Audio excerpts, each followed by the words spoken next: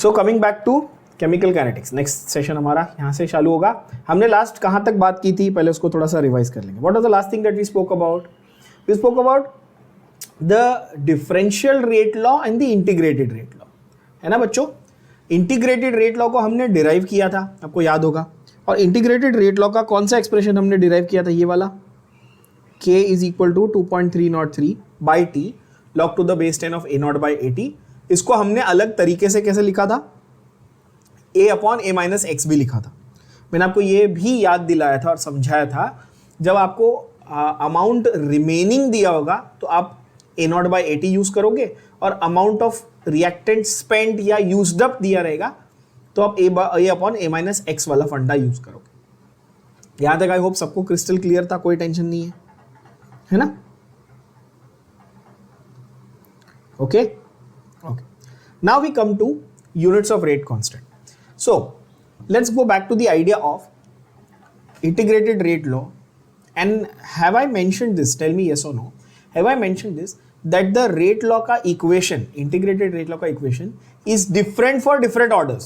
First order के लिए अलग है, zero order के लिए अलग है, second order के लिए अलग है। ये बताया था मैंने, क्लियर बताया था, है ना? तो ठीक जिस तरह से the rate law equation, अब ये सेंटेंस को ध्यान से सुनना और समझना बच्चों। जिस तरह से आपका जो इंटीग्रेटेड रेट लॉ इक्वेशन है ना, इंटीग्रेटेड रेट लॉ का जो इक्वेशन, एक्चुअली उसको लॉ बोलते हैं बट वो रियल में क्या है? इक्वेशन है, ये भी बता चुका हूं। Integrated rate equation and rate constant, ठीक उसी तरह रेट कांस्टेंट का जो यूनिट्स है, क्या है? रेट कांस्टेंट का जो यूनिट्स है, ये दोनों are different for different orders of the reaction, are different for zero order, first order, second order reactions।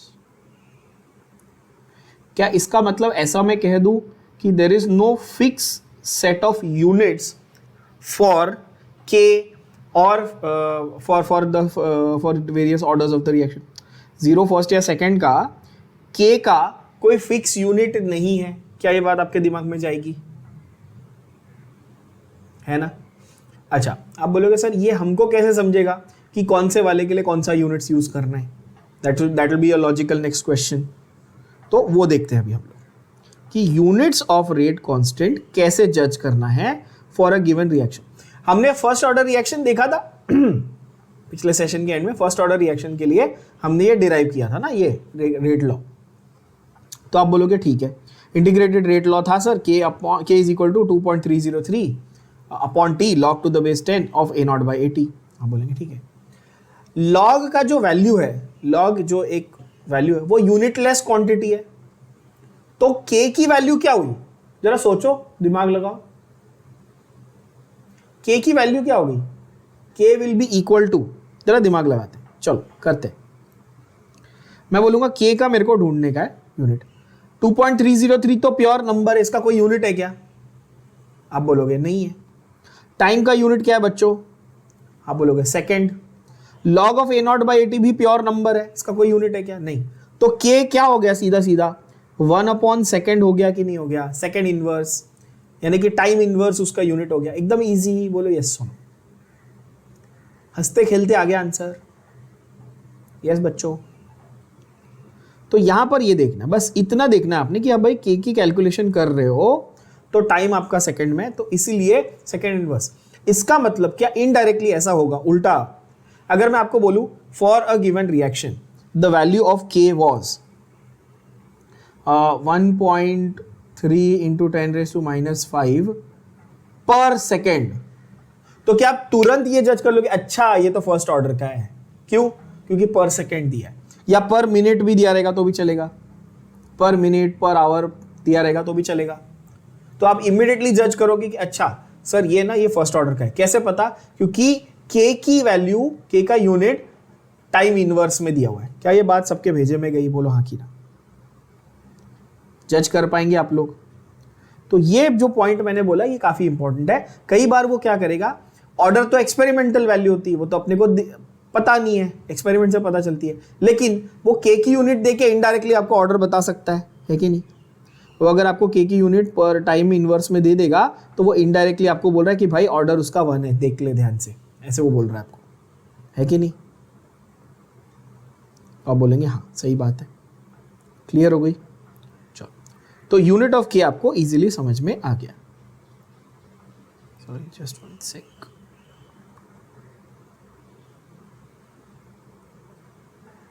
Yes,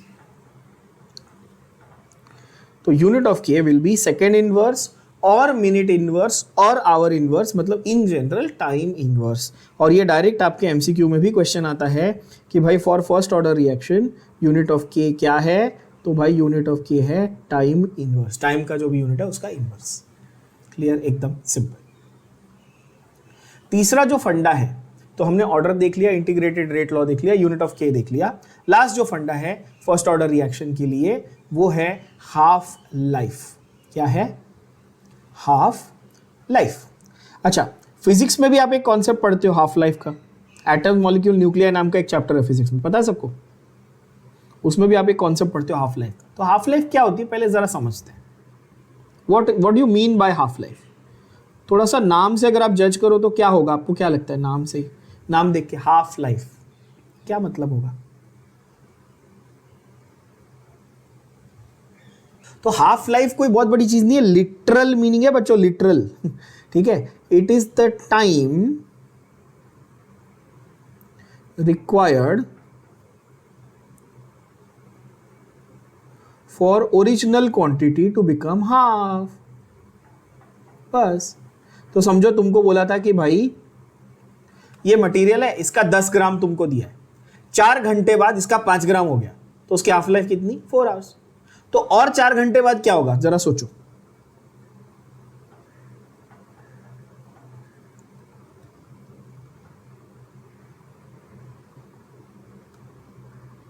to become half, that is 50% of its original value. और 4 घंटे बाद क्या होगा? 2.5 ग्राम हो जाएगा। और फिर और 4 आवर्स बाद 1.25 ग्राम, ऐसे उसका हाफ होते जाएगा। सिंपल है कि नहीं? तो रिएक्शन की हाफ लाइफ क्या होगी? जरा दिमाग से लगा के बताओ, रिएक्शन की हाफ लाइफ क्या होगी फिर? ये तो मैंने इन जनरल बता दिया, ये जो मैंने बताया इन जनरल है, ये आप फिजिक्स में भी अप्लाई करोगे। आप कार्बन डेटिंग वगैरह का कॉन्सेप्ट, कार्बन डेटिंग नाम से एक नेटफ्लिक्स पे सीरीज भी आती थी, पता है, बहुत अच्छी। कार्बन डेटिंग क्या होती है? किसी भी ऑर्गेनिक मटेरियल, जैसे आपको डायनासोर की हड्डी मिली या कोई कहीं से फॉसिल मिला, तो वो उसमें म्यूजियम में जाते हो आप तो लिखा होता है ना, इट इज़ 10,000 ईयर्स ओल्ड। ये मम्मी मिला है इजिप्ट से, ये 20,000 साल पुराने। कैसे पता? उनको कैसे मालूम? कार्बन डेटिंग से। ठीक है, ये फिजिक्स में आप डिटेल में पढ़ोगे, मैं उसमें नहीं घुस रहा अभी, बट ये फंडा समझ लेना कि 50% उसका जो टाइम है उसके लिए हम लोग, जो 50% क्वांटिटी है उसके लिए जो टाइम लगता है उसको हाफ लाइफ बोलते हैं। अभी रिएक्शन के केस में क्या होगा? हाफ लाइफ ऑफ रिएक्शन, इसको कैसे बोलेंगे? Of a given chemical reaction, बताओ जरा।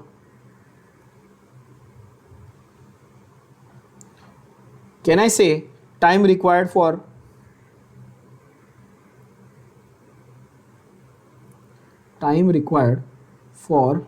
Original concentration of reactants to become half? बोलो हाँ कि ना। Same logic. तुम्हारे पास ओरिजिनल कॉन्सेंट्रेशन क्या थी रिएक्टेंट्स की बच्चों? 100% थी, बट उसके लिए मैंने सिंबल क्या यूज किया था? A0। इनिशियल कॉन्सेंट्रेशन, क्या ये किया था हमने? देखो क्या लिखा है हमने यहाँ पे, आप देख सकते हैं बच्चों।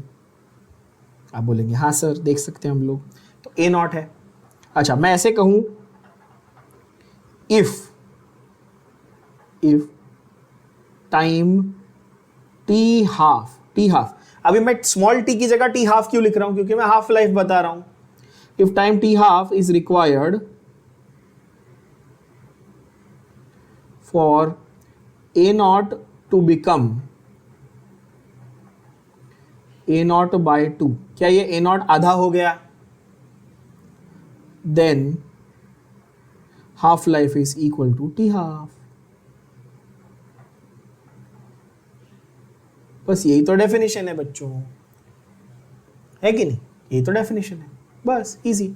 अच्छा, अभी टी हाफ को डिराइव कैसा करने का, सबसे इजी ये ना, बोर्ड एग्जाम में ऐसा क्वेश्चन आता है, बहुत पॉपुलर क्वेश्चन है, define half life and derive an expression for half life of first order. क्या बोला मैंने? Define half life and derive an expression for half life of first order reaction. ठीक है, तो कैसे डिराइव करेंगे जरा सोचिएगा।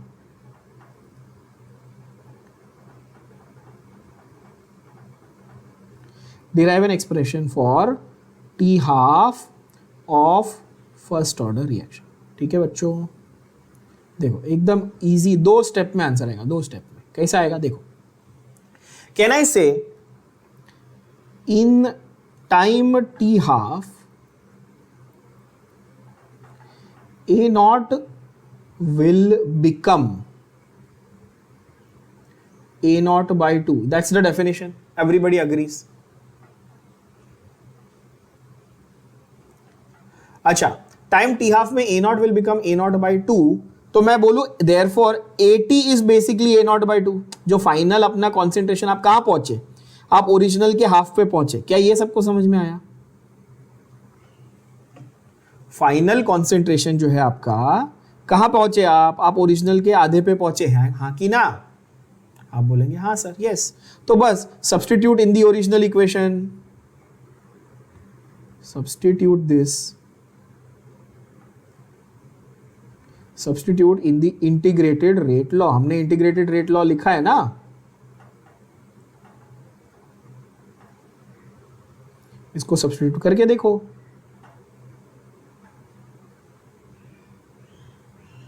हम बोलेंगे ठीक है, सब्स्टिट्यूट कर देते हैं। ओरिजिनल रेट लॉ क्या था?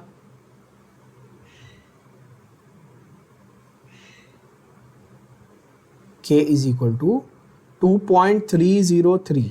अब T की जगह क्या लिखूंगा, जल्दी बोलो। T की जगह क्या लिखूंगा? T हाफ लिखूंगा। T हाफ, T बाई 2 नहीं लिखना गधों, T बाई 2 नहीं लिखना इसको, T हाफ ये सिंबल है।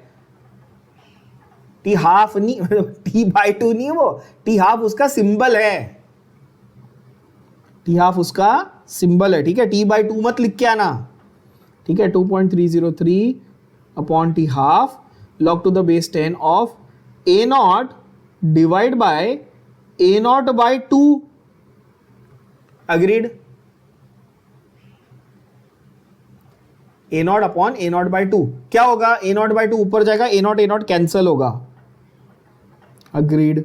तो आंसर आपका आएगा 2.303 upon T half into log to the base 10 of log 2, sorry of 2, log of 2 to the base। what is the value of log 2 बच्चों? log 2 आपको इतनी log कैलकुलेशन कराई है मैंने, 3010, 0.3010 log 2 की वैल्यू, ये तो याद होनी चाहिए सबको। log 3 is 4771, log 5 is 46990, सारे ये तो याद करवा दूंगा मैं, इतनी प्रैक्टिस हो जाएगी अपनी। तो क्या आ जाएगा answer? 2.303 into 0.3010 the whole thing upon T half. Everybody with me? Easy एकदम, सबसे ये दुनिया का सबसे इजी डेरिवेशन हो गया। So therefore T half will be equal to 0.693। आप कैलकुलेशन कर सकते हो, 2.303 को 0.3010 से मल्टीप्लाई करके देखो, 0.693 by k, that becomes your actual expression for calculating half life of first order reaction। एकदम प्यारा छोटा सा डेफिनेशन, सॉरी डेरिवेशन, और ये आपके बोर्ड्स में 2 मार्क के लिए पूछा जाता है, डिफाइन एंड डिराइव। क्या ये समझ में आ गया? क्या किया? 3 स्टेप में आ गया, इजी एकदम, कुछ नहीं करना। डिफाइन किया, डिराइव किया। चलो देखें, अब सेम चीज आपको टेक्स्ट बुक की भाषा में भी बता दूं। Integrated rate law first order is, ये बार बार आता है, k is equal to 2.303 by T A naught by A T. ये भूल गए तो फिर पढ़ाई वढ़ाई करने का फायदा नहीं, फिर तो छोड़ दो, है ना। ए नॉट क्या है? इनिशियल कॉन्सेंट्रेशन है at time T 0। A T क्या है? After time T. So time required for A naught to become A naught by 2 is T half. क्या मैंने सेम चीज बताई? Yes. So if AT is A naught by 2, time is T half. इसको substitute करो in the equation. Sorry, I'm not sure I understand. इसको हमने substitute किया obviously. AT A naught by 2. देखो यहाँ पे फिर इन्होंने प्रिंटिंग एरर किया. देखो क्या प्रिंटिंग एरर है, ढूंढो जरा. इससे पता चलेगा किस बच्चे का ध्यान है. फिर से प्रिंटिंग एरर किया इन्होंने. क्या है? K is equal to 2.303 by T half log to the base 10 of A naught होना चाहिए ऊपर. Yes, A naught upon A naught by 2 होना चाहिए. ये गधों ने AT लिखा है फिर से. ठीक है ना बच्चों? तो बाकी तो हमारा सेम हमने लिख दिया ऑलरेडी. 2.303 by T half. ठीक है, और 0.693. अब K half देखो क्या लो. K half तो इसके पप्पा ने बनाया K half. कितने एरर्स यार, प्लीज चेंज करो. T हाफ है और सिर्फ K है.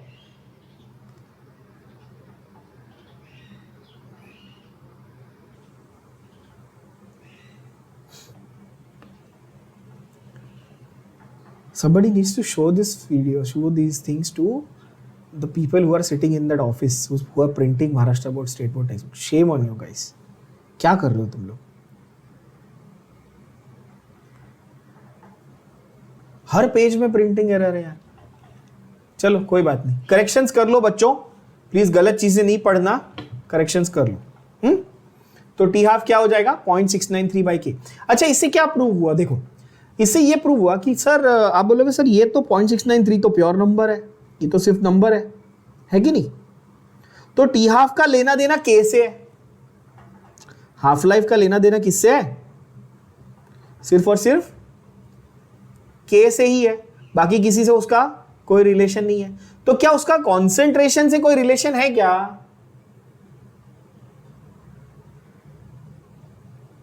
बात समझ में आई? क्या उसका कॉन्सेंट्रेशन से कोई रिलेशन है? नहीं, क्योंकि टी हाफ के इक्वेशन में कॉन्सेंट्रेशन का टर्म ही नहीं है. बरोबर बोल रहा हूं बच्चों, है ना? इससे क्या पता चला? देखो, this equation shows that half life of first order reaction is independent of concentration. इससे क्या आपको समझ में आएगा? आपको ये समझ में आएगा. चलो देखो, दो रिएक्शन है, रिएक्शन 1, रिएक्शन 2. पहले वाले में 10 मोलार मेरे पास कंपाउंड था, दूसरे वाले में 1 मोलार था. ठीक है, दोनों फर्स्ट ऑर्डर को फॉलो कर रहे हैं. ये मैंने आपको बता दिया. दोनों क्या कर रहे हैं? सपोज फर्स्ट ऑर्डर को फॉलो कर रहे हैं और दोनों का हाफ लाइफ 1 घंटा है, 1 आवर. तो 1 आवर के बाद में इसका 5 मोलार हो जाएगा और इसका 0.5 मोलार हो जाएगा. यानी कि दोनों चुपचाप हाफ लाइफ जैसी होगी आधे हो जाएंगे. क्या ये इनिशियल कॉन्सेंट्रेशन से फर्क पड़ा? नहीं पड़ा. क्या ये बात समझ में आई? यस और नो? इनिशियल कॉन्सेंट्रेशन से कोई फर्क नहीं पड़ा. ऐसा नहीं कि अच्छा उसके पास 10 था या तुम्हारे पास 1 था, कोई फर्क. ये कैसा हुआ? याद है मैंने आप लोग लास्ट टाइम बोला था, केमिकल काइनेटिक्स सीखने के लिए आप इकोनॉमिक्स के टर्म्स में समझो उसको तो बहुत मजा आता है. जैसे मैं समझो, अगर समझो एक पर्सन है, जैसे मैं अगर 20,000 रुपये कमाता हूँ पूरे महीने के, तो 15 तारीख हुई ना, जैसे आधा महीना हुआ, मेरा 10,000 हो गया, 10,000 खर्च हो गया. कोई बंदा है जो 5 लाख कमाता है, 15 तारीख को उसके 2.5 लाख खर्च हो गए. हम दोनों के पास स्टार्टिंग अमाउंट अलग अलग था, उसके पास ज़्यादा था, मेरे पास कम था, है कि नहीं? लेकिन हाफ जैसे ही आधा टाइम पहुंचा, महीना आधा खत्म हुआ, दोनों 50% पे आ गए. ऐसे ही होता है ना रियल लाइफ में भी. जिसके पास कम पैसे वो सोच समझ के खर्च करता है, तो आधे महीने में आधे पैसे खर्च किए उसने. बस यही तो है केमिस्ट्री में भी, तो सेम लॉजिक अप्लाई करना है आपको. समझ पा रहे हो आप लोग, है कि नहीं? तो ये ऐसा हुआ, सर मुकेश अंबानी के पास 10 करोड़ रुपए, वो 1 घंटे में 5 करोड़ कर देगा. सर मेरे पास 10 रुपये, मैं 1 घंटे बाद 5 रुपये लेके आऊँ. सही बात है, राइट? अगर तुम दोनों फर्स्ट ऑर्डर फॉलो कर रहे हो तो that is going to happen.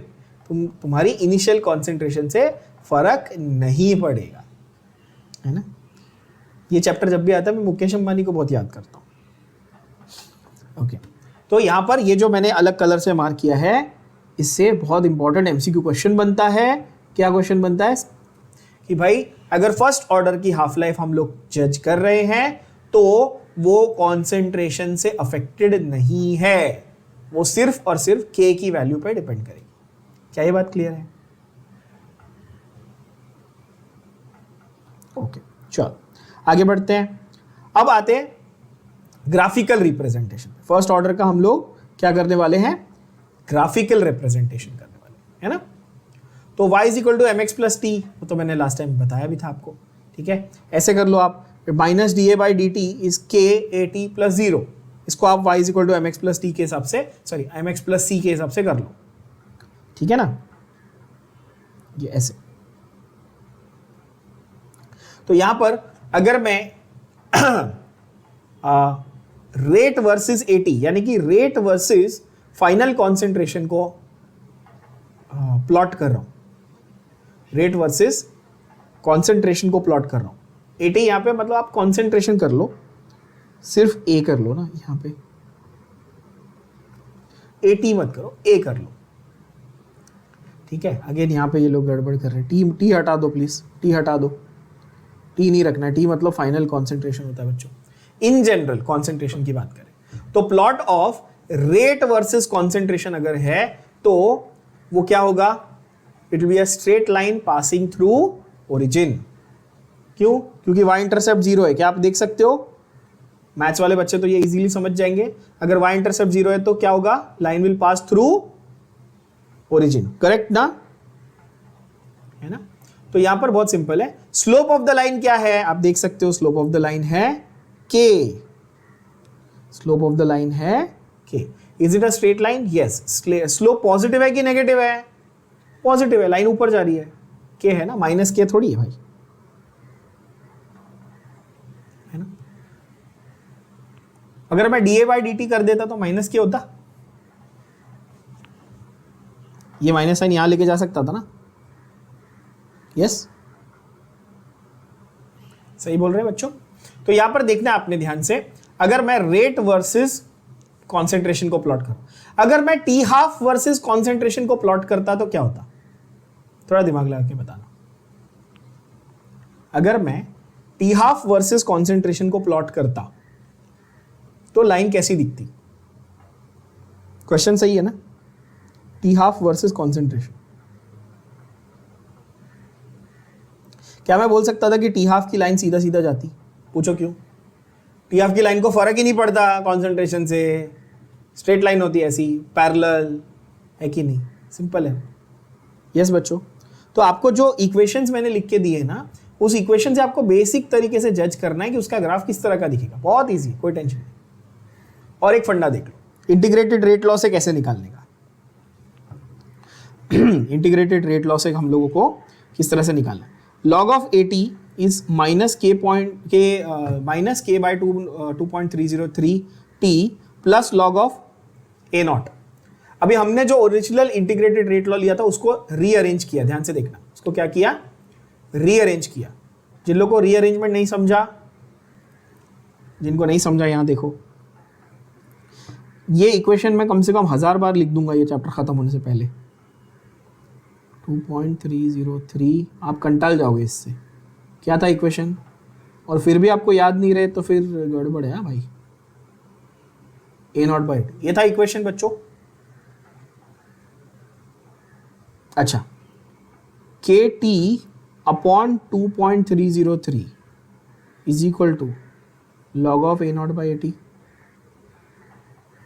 क्या किया? रीअरेंज, टी को उधर लेके गया, 2.303 को नीचे लेके आया। यहां तक समझा? K T upon 2.303 is log A naught minus log A T, ये भी समझ में आ गया। Log M minus log N, है ना। अगर इसको माइनस साइन में कन्वर्ट कर दूं तो उल्टा कर देंगे, log A T minus log A not, ये भी समझ गया आपको, है ना। इस तरह से कर सकते थे अगर माइनस साइन में कन्वर्ट करना होता तो। लेकिन मैं क्या कर रहा हूं, देखो ध्यान से, I will take this term here, this entire term to the left side and this entire term to the right side. ऐसा करें,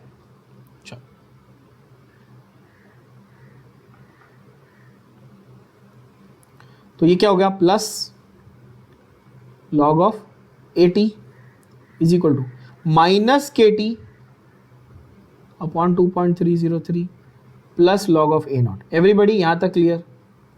ये रीअरेंजमेंट कैसे हुआ समझा? अब इसको आप ऐसे लिख दो कि ये y है, ये m है, x प्लस c। यहां पर x का रोल कौन निभा रहा है? t। हाँ, x का रोल कौन निभा रहा है? t। m का रोल कौन निभा रहा है? स्लोप का माइनस k बाय 2.303। c का रोल कौन निभा रहा है? log of a naught. और y का रोल कौन निभा रहा है? log of 80। तो technically I want to check the change in concentration, 80 जो फाइनल कॉन्सेंट्रेशन है, that with respect to time. Agreed? I want to check y with respect to x, है ना, that with respect to time. Now check, equation is of a straight line, yes. तो log of a naught by 80 versus t will yield a straight line, yes, जिसकी slope क्या होगी? Minus k upon 2.303। Hence proof हो गया। मैंने slope आपको minus k upon 2.303 बताया, कैसे आया चेक कर लो। ये जो सर्कल में है ब्लू कलर के, दिख रहा है आप सब लोगों को?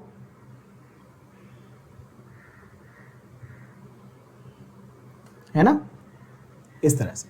तो माइनस, अच्छा नेगेटिव स्लोप है मतलब लाइन कैसे जा रही है? नीचे के ऊपर। स्लोप नेगेटिव है। आप नेगेटिव स्लोप्स देख के क्या सोचते हो? लाइन कैसे जा रही है?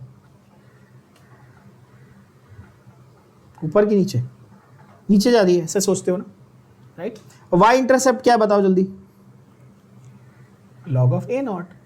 बोलोगे सर ये तो इजी हो गया ना यार, ये इक्वेशन देख के हमको समझ जाएगा ना कि हमारा वाई इंटरसेप्ट है, ये हमारा स्लोप है, ये हमारा x है,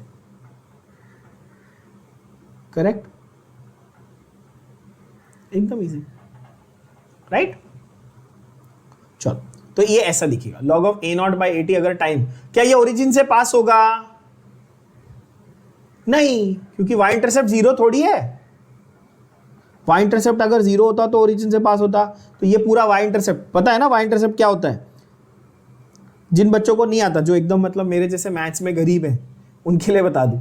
तुम लोग को हाई फंडू लैंग्वेज नहीं समझती ना, तो सिंपल भाषा में मैं मैथ्स बता दूं। देखो, ये रहा तुम्हारा y एक्सिस, ठीक है, ये रहा तुम्हारा x एक्सिस, ठीक है।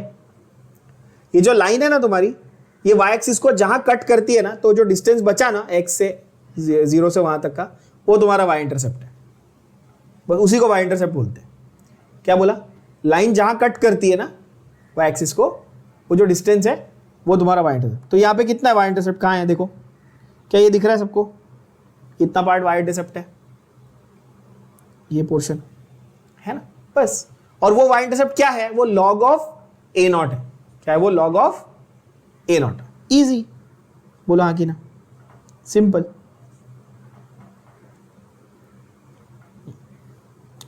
अच्छा, log of a naught by 80 अगर मैं लेता वर्सेस t, तो ये straight line passing through origin हो जाती। ये straight line passing through origin हो जाती। तो कौन सा बच्चा मेरे को इसमें मिस्टेक बताएगा? मिस्टेक प्लीज समझ लो, ये वर्सेस टाइम प्लॉट करना था और वर्सेस कॉन्सेंट्रेशन। ध्यान से देख लो प्लीज गाइस। यहां पर भी इफ यू सी,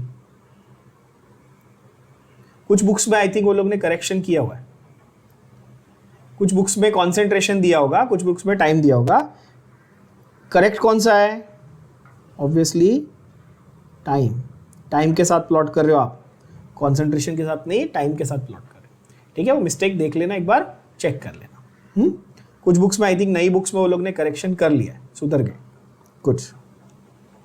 अगर आपके पास ओल्ड एडिशन है मेरे जैसी, जैसे मेरे पास यहाँ पे PDF copy I think old edition की थी, एक पुराने रिप्रिंट की, तो वो कॉन्सेंट्रेशन लिखा था, आप टाइम के साथ से कर लेना।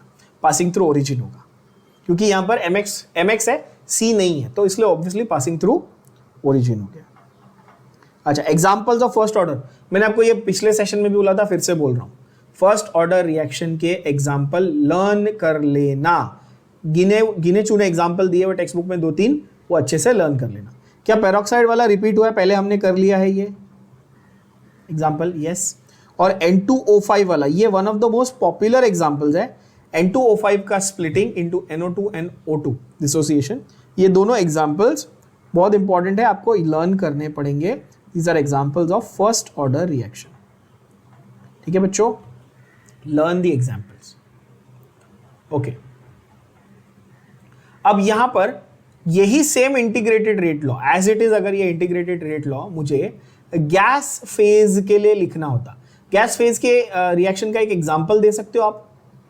हेबर्स प्रोसेस किया हमने बहुत बार, फेवरेट है अपना, N2 + H2 NH3। क्या उसमें सब कुछ गैसियस होता है? नाइट्रोजन भी गैस, हाइड्रोजन भी गैस, अमोनिया भी गैस, बोलो हाँ कि ना? तो ऐसे रिएक्शन को हम लोग गैस फेज रिएक्शन बोलते हैं, ठीक है ना? तो कंसिडर गैस फेज रिएक्शन ये। अब यहां पर कॉन्सेंट्रेशन से फर्क पड़ता है कि प्रेशर से? गैस के लिए हम लोग उनके पार्शियल प्रेशर्स कंसीडर करते हैं ना। तो गैस की बस कुछ नया नहीं है, डिफरेंस ये है कि जब गैस फेज रिएक्शन होगा ना तो कॉन्सेंट्रेशन की जगह पे प्रेशर के टर्म्स आ जाएंगे। क्या आ जाएगा? कॉन्सेंट्रेशन की जगह पे प्रेशर के टर्म्स आ जाएंगे, ठीक है? इनिशियल प्रेशर PI, ठीक है, that decreases by a value of x। तो वही है ना, A - x, तो PI - x। क्या ये बात समझ में आई? एट टाइम t, आप बोलोगे हाँ ठीक है। Pressure of product B and C at time t are x, ठीक है। बाकी ये सब बकवास है, इसको हटा दो। इंटीग्रेटेड रेट लॉ ये था, बस A0/AT की जगह पे आप क्या लिख दोगे? PI/2PI - P। क्या लिखेंगे? PI/2PI - P, वेयर PI क्या था बच्चों? इनिशियल प्रेशर था। PI क्या था? इनिशियल प्रेशर था। और P क्या है?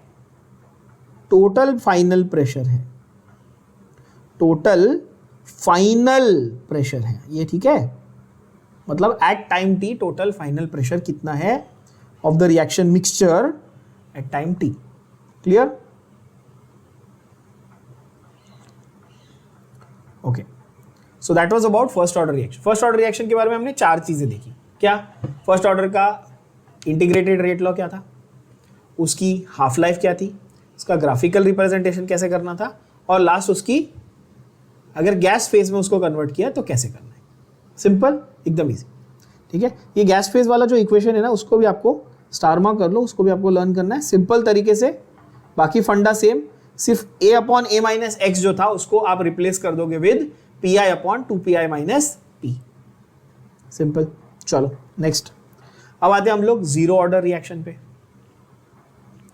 फर्स्ट ऑर्डर हो गया, डन, खत्म करो। चलो जीरो ऑर्डर पे आ जाओ। जीरो ऑर्डर की स्पेशलिटी क्या है ये मैं बता चुका हूं वैसे पिछले सेशन में, दोबारा समझा देता हूं। जीरो ऑर्डर देखो, rate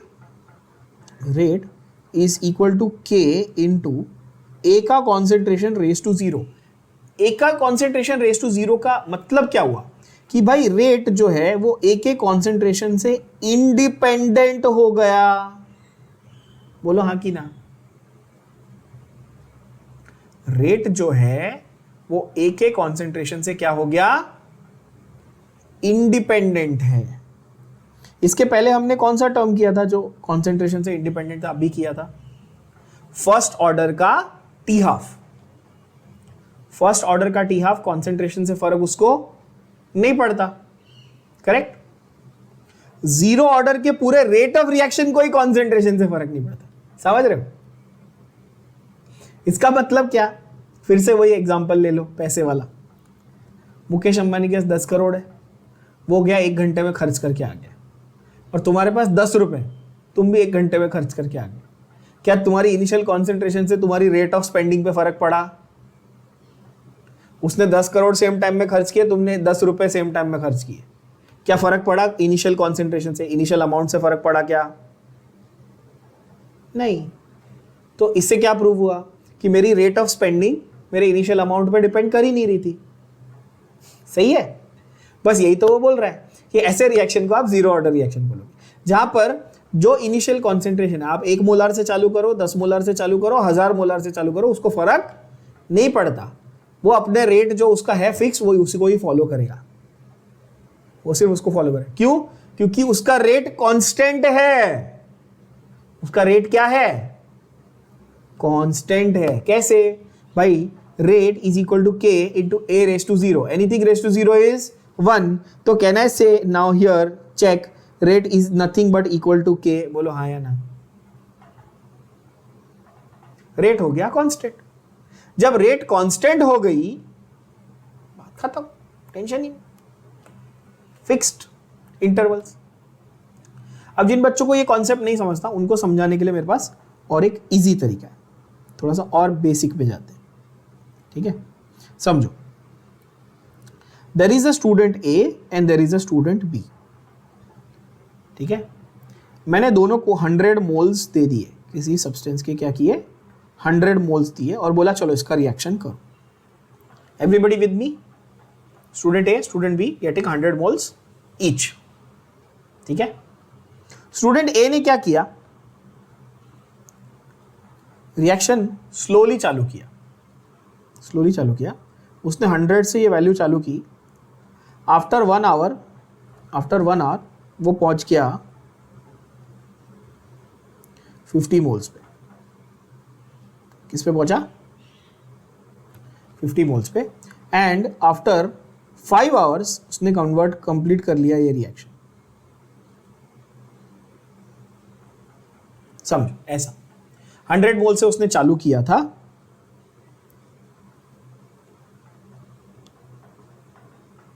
at time 0 hours. Clear? वो 5 घंटे बाद आया, बोला सर मैंने रिएक्शन कंप्लीट कर लिया, पूरे 100 मोल्स यूज अप हो गए, ठीक है?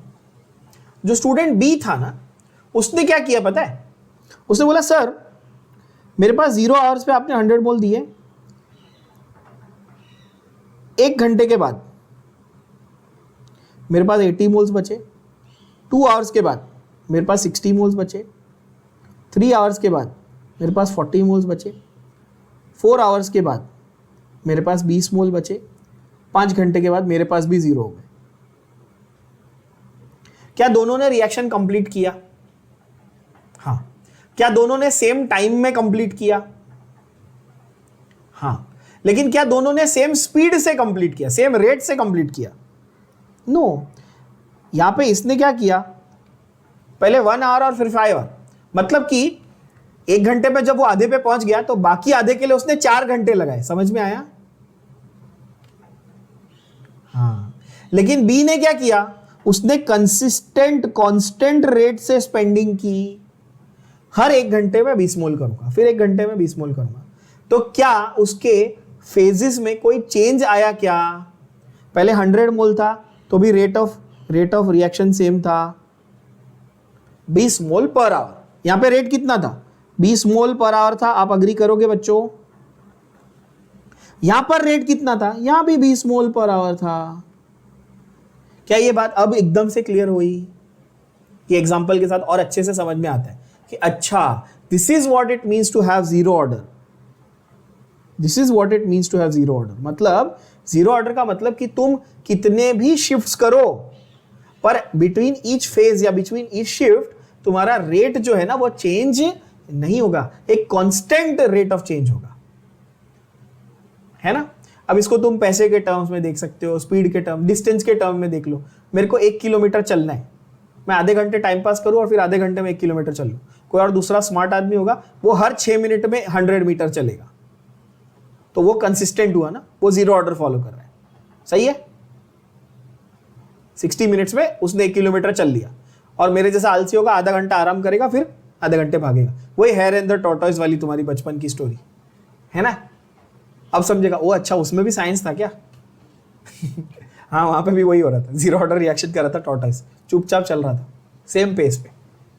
हेयर की तरह उसने बीच में रुक के आराम नहीं किया, है ना? सबने पढ़ी है ना स्टोरी स्कूल में। चलो, तो यहां पर ये फंडा बच्चों कि जीरो ऑर्डर में ना ये आइडिया है कि भाई वो कॉन्सेंट्रेशन से उसको अफेक्ट ही नहीं होता, फर्क ही नहीं पड़ता। ओके, ये क्लियर हो गया। बट हमारे जो इक्वेशन है वो तो बड़े सिंपल है। हमारा रेट का क्या था? Minus D A by minus Q, क्योंकि रिएक्टेंट है, कॉन्सेंट्रेशन कम होने वाली है, अग्रीड। डिफरेंशियल रेट लॉ क्या बोलता था? k into A raise to zero. क्यों? क्योंकि तुमको बोल दिया जीरो ऑर्डर है तो ए रेस टू जीरो ही लिखेंगे. अगेन सेम क्या करो, दोनों को इक्वेट करो. D is equal to minus K D T. Integrating between what limits? A naught and A T और time T zero to T. Same किया जो पिछले वाले के लिए किया था बच्चों. Same derivation. D A between A T and A naught, K D T between T and zero. तो इससे क्या पता चला? A T minus A naught is minus K T. So therefore K becomes A naught minus A T by T. बहुत ही easy. K becomes A naught minus A T by T. ये तो और भी easy है, इसमें ना ही कहीं लॉग आया ना कुछ, एकदम easy. A naught minus A T by T, एकदम easy reaction. Yes, sorry reaction equation. चलो स्टार मार्क कर लो इसको. ये आपका मेन इक्वेशन. किसके लिए? जीरो ऑर्डर के लिए. जरा इसका यूनिट्स देखते हैं. यूनिट्स देखते हैं. आप सोचो ए नॉट और ए टी दोनों का मोल पर लीटर में ही होगा, यानी मोल पर डीएम क्यूब में. और डिनोमिनेटर में क्या है? टाइम है. तो मोल per litre per unit time, मोल per litre per second. Yes. तो units of rate constant are the same as the units of the rate. जिनको ये नहीं समझा उनके लिए बता दो. For zero order reaction,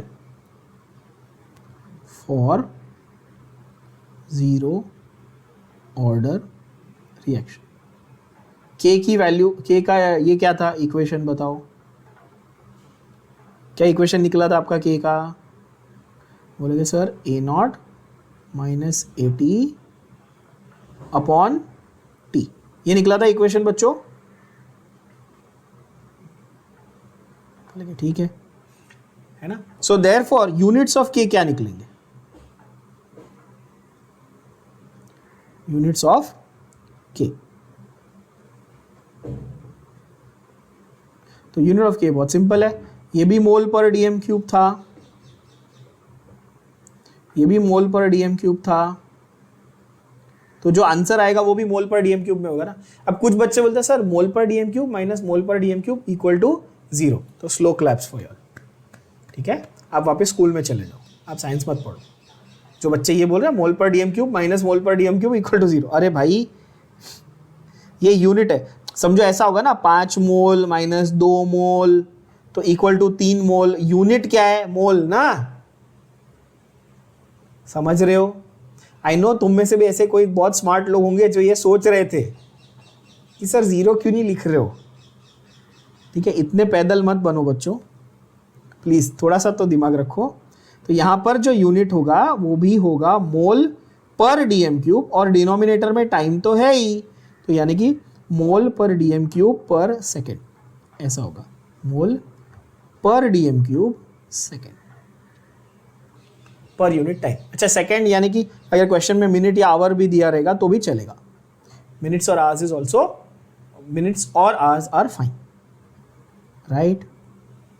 mole per DM cube per second और मोल per litre per second. Also can I say molar per second? Had I introduce this term to you at the beginning of the chapter itself? याद है सबको?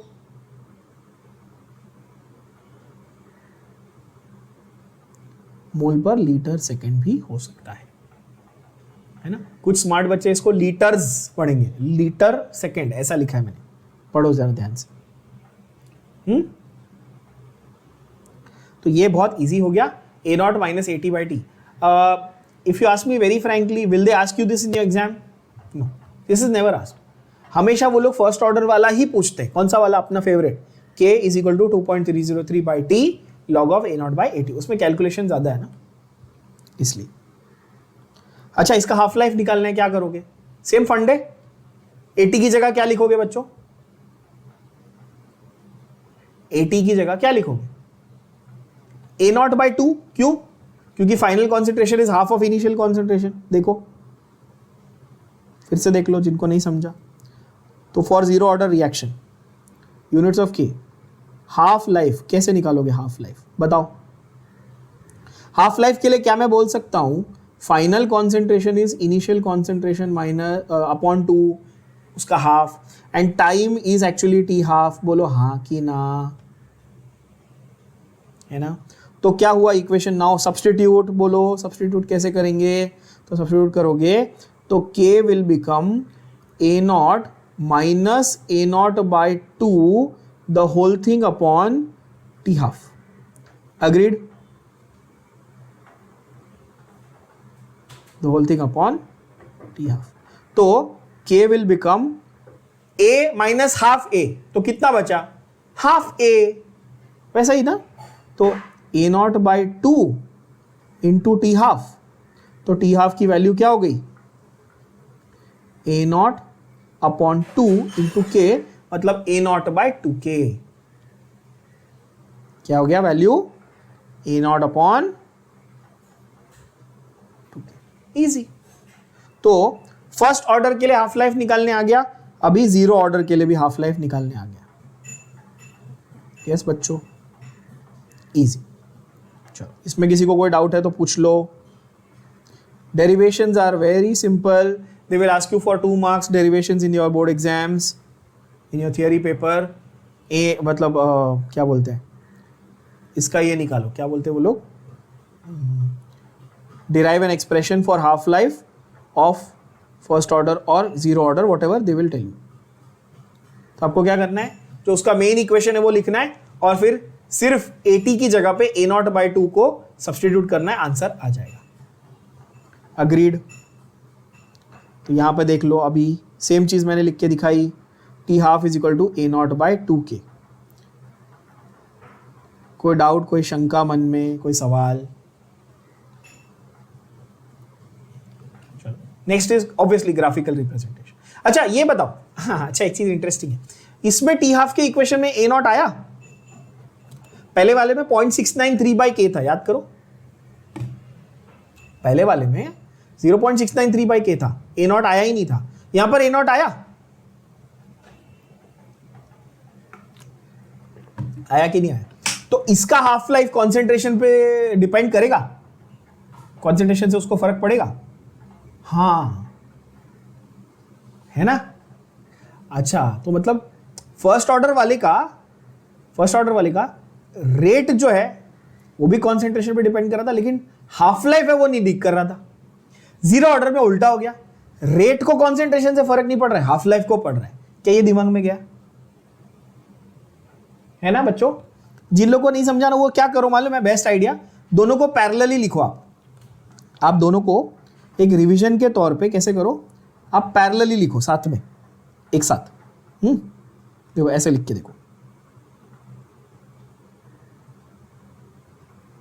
यहां लिख देता हूं, for first order, for zero order, नहीं ऐसे नहीं, उल्टा यहां पे लिखता हूं, यहां लिखता हूं, फॉर फर्स्ट ऑर्डर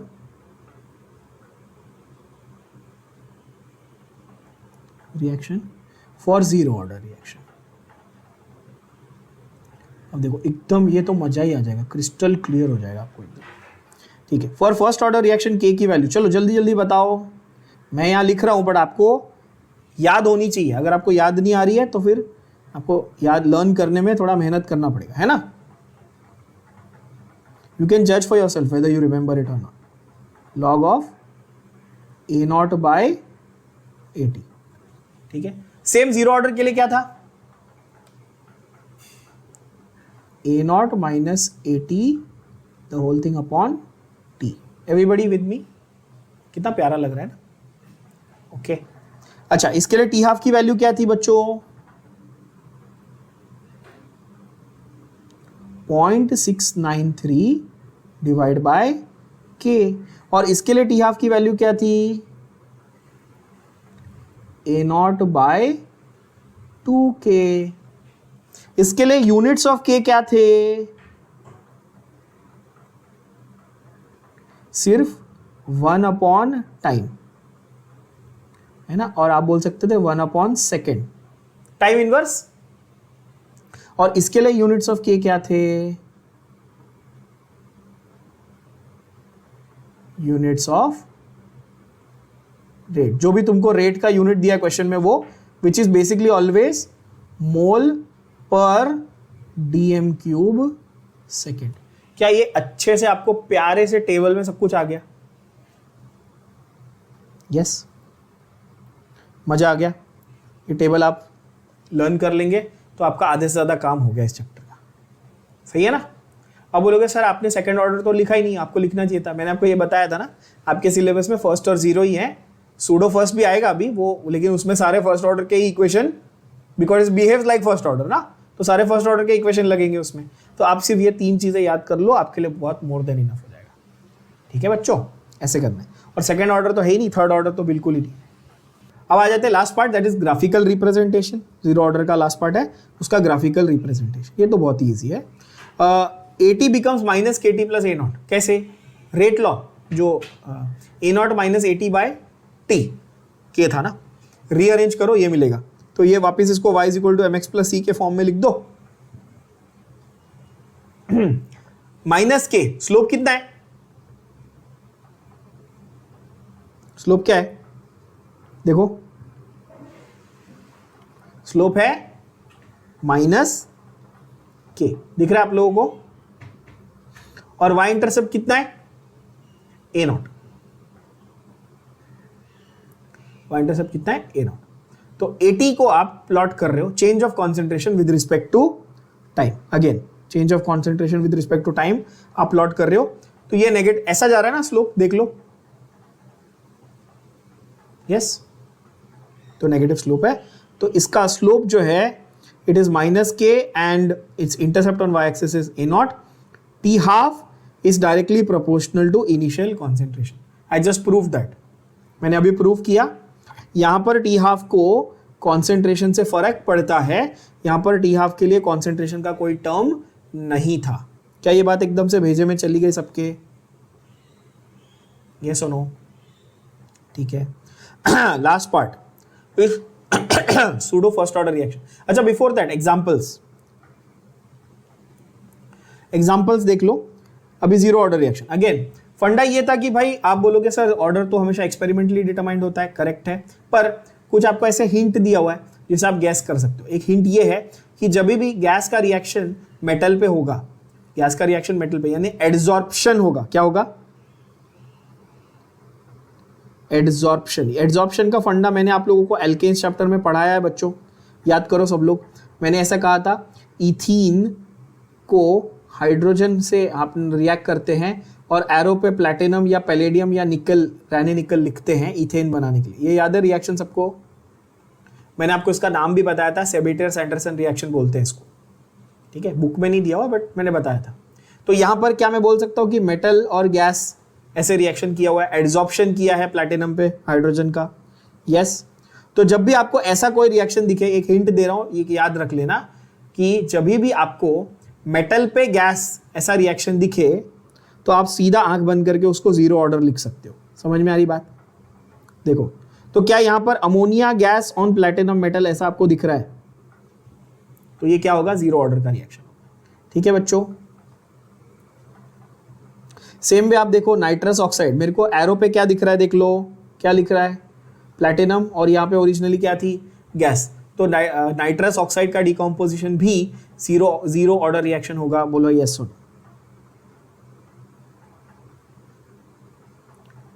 क्या मुझे रटने की जरूरत है? नहीं, मैंने आपको लॉजिक बता दिया जिससे आप इजीली जज कर सकते हो। गैस प्लस मेटल का कॉम्बो दिखे तो आप क्या लिखेंगे? जीरो ऑर्डर रिएक्शन लिखेंगे। एब्सोल्युटली क्रिस्टल क्लियर, कोई टेंशन नहीं। सेम वे तीसरा भी दिया हुआ है, decomposition of PH3। What is PH3? PH3 का नाम है फॉस्फीन। क्या है? फॉस्फीन। जैसे NH3 अमोनिया है ना, फॉस्फोरस उसी की ग्रुप में आता है ना, नाइट्रोजन, फॉस्फोरस, आर्सेनिक। मैंने आपको याद करा है, नेपाल, पाकिस्तान, ऑस्ट्रेलिया, याद है ना? तो वैसे ही फॉस्फीन PH3 ऑन टंगस्टन। फिर से वही हुआ, गैस ऑन, बोलो आकिना, गैस ऑन मेटल। याद हो गया, इजी है, कोई टेंशन नहीं। Okay, last type of reaction जो हमको कवर करना है, हमने फर्स्ट ऑर्डर कर लिया खत्म, जीरो ऑर्डर कर लिया खत्म। लास्ट है हमारा सूडो। सूडो का मतलब नकली सूडो का मतलब फॉल्स।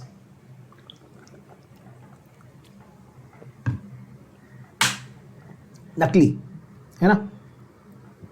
सूडो फर्स्ट ऑर्डर का मतलब ये है, जरा डेफिनेशन ध्यान से देख लेना, कि इनका रियल में जो ऑर्डर है वो ज्यादा है, बट दे फॉलो और they behave like first order. Real में क्या है, उनका ऑर्डर ज्यादा है but they behave like first order reactions. ऐसे रिएक्शंस को हम लोग सूडो फर्स्ट ऑर्डर रिएक्शंस बोलते हैं। क्या बोलते हैं? Pseudo first order reactions. यहां पर हम एक्सपेक्ट कर रहे थे कि वो ज्यादा हायर, यानी 1.5 टू 2.5, यानी 1 से ज्यादा का ऑर्डर फॉलो करना चाहिए, ऐसा हम एक्सपेक्ट कर रहे थे। बट जब एक्सपेरिमेंट किया, ये एक्सपेरिमेंटली डिटरमाइंड क्वांटिटी है, ये शायद 150 बार बोल चुका हूं, आप कंटाल गए होगे, है ना। एक्सपेरिमेंटली डिटरमाइंड है। जैसे एक्सपेरिमेंट किया, क्या पता चला कि अरे ये तो फर्स्ट ऑर्डर काइनेटिक फॉलो कर रहा है, तो इसलिए इसका नाम क्या रख दिया इस पूरी कैटेगरी का? सूडो फर्स्ट ऑर्डर, नकली फर्स्ट ऑर्डर रिएक्शंस। बात भेजे में गई? बोलो यस और नो। और बहुत ही इजी भी बात है, एकदम सिंपल बात है। एग्जाम्पल देख लो, मिथाइल एसीटेट का हाइड्रोलिसिस। ये कंपाउंड का नाम क्या है? Methyl acetate. जिनको नहीं आता बता दूं, CH3, और ये पूरा एसिटिक एसिड का डेरिवेटिव है, तो मिथाइल एसीटेट। मैंने आपको ऑर्गेनिक केमिस्ट्री में नाम लिखना सिखाया एस्टर का। कैसे सिखाया था? सपोज एसिटिक एसिड है आपके पास और उसमें मिथाइल लगाओगे, तो मैंने क्या बोला था? IC एसिड हटाओ और ATE लगाओ। खा गया, IC एसिड को खा गया, कौन आया? मिथाइल आया और IC एसिड को खा गया, तो मिथाइल एसीटेट। ऐसे बताया था लिखने के लिए, याद है सबको? याद नहीं है तो याद करो। और जिनको अभी भी याद नहीं है ऑर्गेनिक, मैंने लेक्चर्स डाले हैं रिवीजन के लिए, है ना, ऐप पे डाले हुए ना रिवीजन के लिए लेक्चर्स। कभी देखते हो खोल के जिंदगी में? पुरानी चीज़ें याद नहीं सर, 6 महीने 8 महीने पहले आपने पढ़ाई थी। हाँ, हम तो आलसी बच्चे हैं, गधे बच्चे, हम नहीं देखेंगे। देख लिया करो, भला हो जाएगा आपका। चलो, तो आपका मिथाइल एसीटेट का वाटर के साथ रिएक्शन। अच्छा, ये एसिडिक मीडियम में होता है कि नहीं होता? ये हमेशा किस में होता है? एसिडिक मीडियम में होता है बच्चों, ठीक है। यहाँ पे एरो पे आप लिख देना तो आपको याद रहेगा। तो ये रिएक्शन आपका कैसा होता है? सूडो फर्स्ट ऑर्डर का होता है। अच्छा, यहां पर आप देख सकते हो 2 रिएजेंट है, ये रिएजेंट नंबर 1, ये रिएजेंट नंबर 2, 2 रिएजेंट है। तो हो सकता है कि हमें ये ऐसी एक्सपेक्टेशन थी कि दोनों मिलकर काम करेंगे तो सेकेंड ऑर्डर हो सकता है, और ऐसा एक्सपेक्टेड था। लेकिन बाद में पता चला कि इसमें वाटर की कॉन्सेंट्रेशन से कोई फर्क पड़ रहा है कि नहीं पड़ रहा है? फर्स्ट ऑर्डर है ना, तो क्या हुआ? सिर्फ और सिर्फ एस्टर की कॉन्सेंट्रेशन से फर्क पड़ रहा है, वाटर की कॉन्सेंट्रेशन से फर्क पड़ना बंद हो गया। रीजन सोच सकते हो ऐसा क्यों है? वाटर जो है, it is present in such a large quantity that उसकी कॉन्सेंट्रेशन से फर्क नहीं पड़ रहा। क्या ये बात भेजे में गई? बोलो यस और नो। वाटर इतनी लार्ज क्वांटिटी में प्रेजेंट है कि उसकी कॉन्सेंट्रेशन में कोई चेंज जो आया, वो चेंज कैसा है? नेग्लिजिबल है। तो क्या उससे रेट अफेक्ट होगा क्या? जब नेग्लिजिबल चेंज है कॉन्सेंट्रेशन में, तो उससे रेट अफेक्ट होगा क्या? सोचो आप, हां कि ना?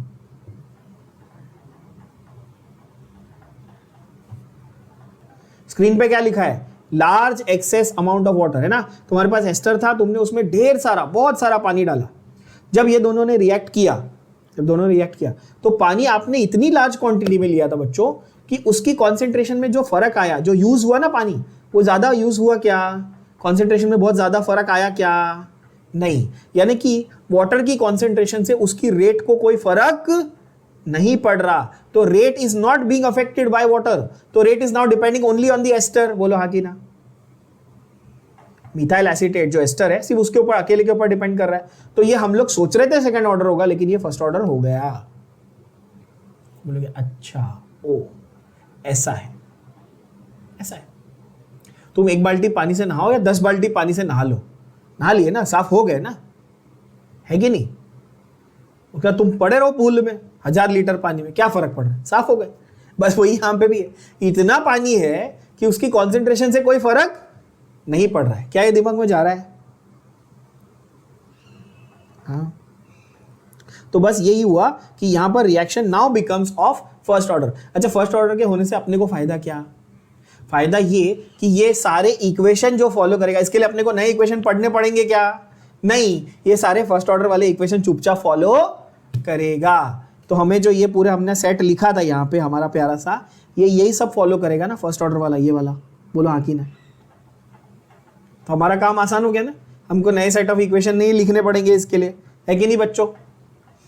तो आपको सिर्फ 2 सेट याद करने हैं, फर्स्ट ऑर्डर और जीरो ऑर्डर। और सूडो फर्स्ट क्या करेगा? फर्स्ट वाले को फॉलो करेगा। क्या ये भेजे में चला गया एकदम अच्छे से?